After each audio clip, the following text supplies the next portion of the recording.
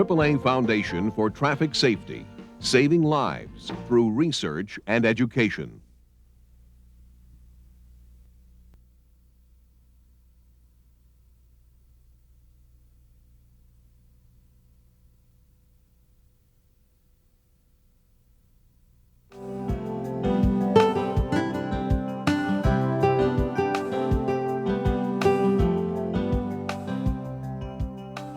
Kids will be kids. We heard it from our parents. We've said it as adults. And in this well-worn phrase is an understanding that children are different, physically and psychologically. As a result of their natural cognitive development, children will always seek to discover their world and their place in it. To this end, we see them in perpetual motion and constantly at play. And we understand, having been kids, that this is part of the process of growing up. But there's a problem. Because children are still developing, they see things quite differently than adults.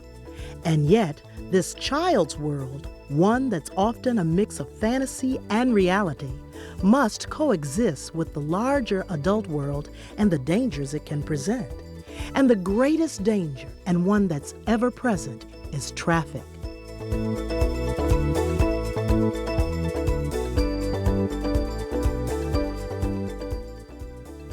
We adults may forget just how complicated the world of traffic can be. It's a never-ending flow of information governed by signs, symbols, rules, and regulations. And the overall complexity has increased over the years, along with the increased flow of traffic. As adults, we make sense of it all and minimize our risk thanks to years of accumulated knowledge and experience. But children, of course, don't have this advantage.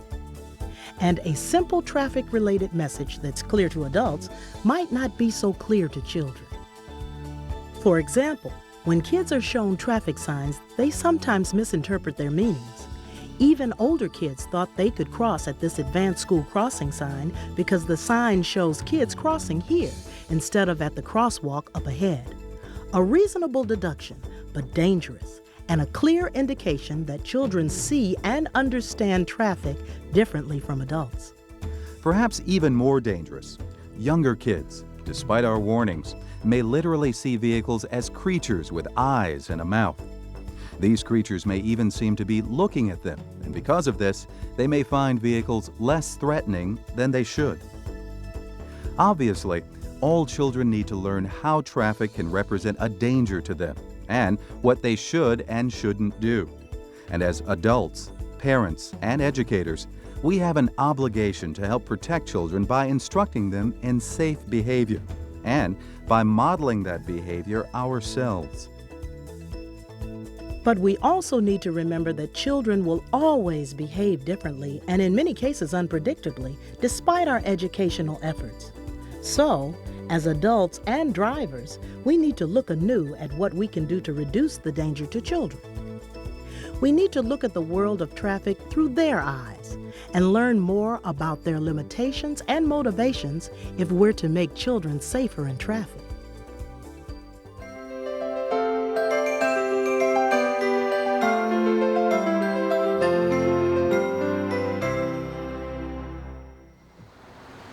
Let's start with the obvious. Children see things differently from adults because they're smaller, and something like a row of parked cars can almost entirely block a child's view of traffic. In fact, parked cars can create one of the greatest dangers. A child may not see the car, and the driver may not see the child until it's too late. If there's the slightest chance of kids being around, you should have your foot off the accelerator and be ready to brake. And if traffic permits, you should edge away from parked cars to create more response time. Suppose you see a child waiting to cross the street. If you can see her, then she can see you, right? Well, maybe not. We depend all the time on our full field of vision, but a child's field of vision is fully 1/3 narrower than an adult's. It's harder for them to see events in the outer edge of their visual field. Vehicles that we would spot in our peripheral vision simply may not be seen by a child. So don't assume you've been seen. Be ready to brake if necessary. Even if you know children see you, there's another problem. Kids haven't fully developed the ability to judge speed and distance, and their reaction time is much slower than that of an adult. If they see a changing shape, such as a dog running toward them, they can reasonably judge the speed of the dog and how far away it is. But a car doesn't change shape, and small children can't see the difference between a standing and a moving car. Even older kids find this difficult, so it's harder for them to judge how much time they may have to cross a street. That's why kids may let a slower moving car go past, but jump out in front of a faster car. When you see kids by the side of the road, remember, they see and think differently than adults. We all know how children cover their eyes, believing that then no one will see them. In a similar way, children in traffic make the assumption if they see the car, then the car will see them.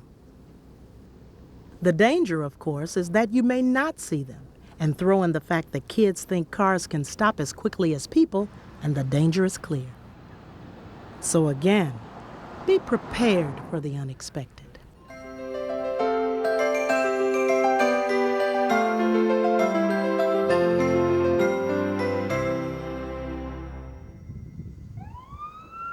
Locating the origin of a sound can sometimes be tricky for adults. For children, it's even harder. Their hearing is acute, but they will often look several times in the wrong direction while trying to find where a sound is coming from. As a driver, that means kids may not respond quickly to your horn. You must be prepared for a delayed response and be ready to brake quickly.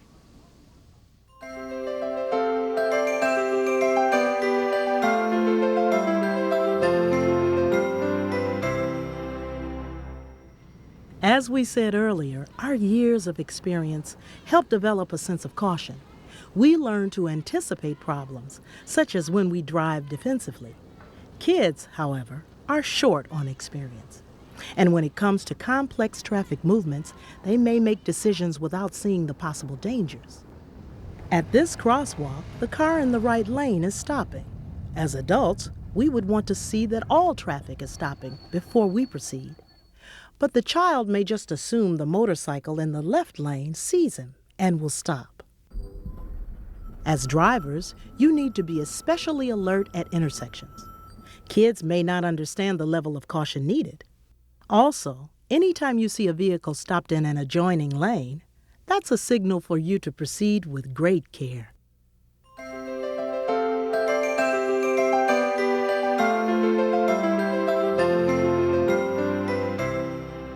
Children tend to concentrate on one thing at a time, like a friend calling to them or something they're playing with.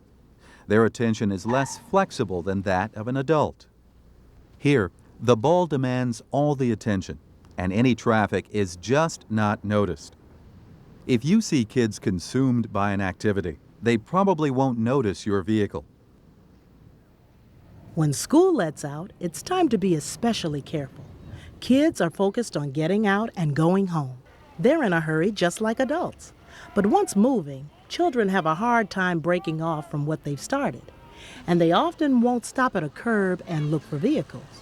Their eagerness to be in motion simply exceeds their caution in traffic. Also, extra care should always be observed when driving near elementary schools. Kindergarten and first grade students can be particularly vulnerable, especially when you consider that children don't develop a keen sense of danger until they are between 6 and 8 years of age. Caution flags should also go up whenever you see kids on bikes. Bikes give kids a sense of power and fast movement, but kids tend to overestimate their ability. They're overconfident and will take chances that could create a dangerous situation.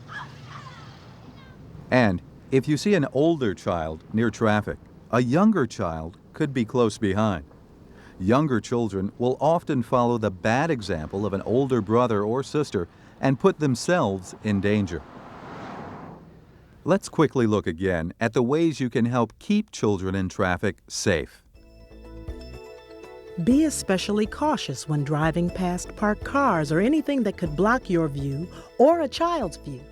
Be ready to brake if necessary and give yourself time to respond. Remember that children have a narrower field of vision. They may not see you even if you see them. Also remember that kids have not fully developed their ability to judge speed and distance. Be ready for the unexpected. Be aware that children's sense of hearing is still developing. They may not respond to your horn as quickly as you might expect. Be especially cautious when you see kids in or near crosswalks. They may not understand the traffic patterns and potential for danger. If you see kids focused on an activity, they probably don't see you. Be prepared to brake if necessary. And finally, always be careful around schools and watch out for kids on bikes. Children are not small adults. We need to understand they are limited by their age, physical development, and experience in the world. Above all, they just haven't developed the sense of danger that adults possess. And when it comes to the world of traffic, it's difficult for them to understand the meanings and the need for the myriad of rules and regulations. If we are parents, we can help teach them safe practices. When we are pedestrians, we can demonstrate responsible behavior that they can emulate. And as drivers, we can and should always be alert, recognizing situations that could spell danger. If we begin to see traffic through their eyes, then when it comes to children in traffic, we'll be ready to make a difference for safety.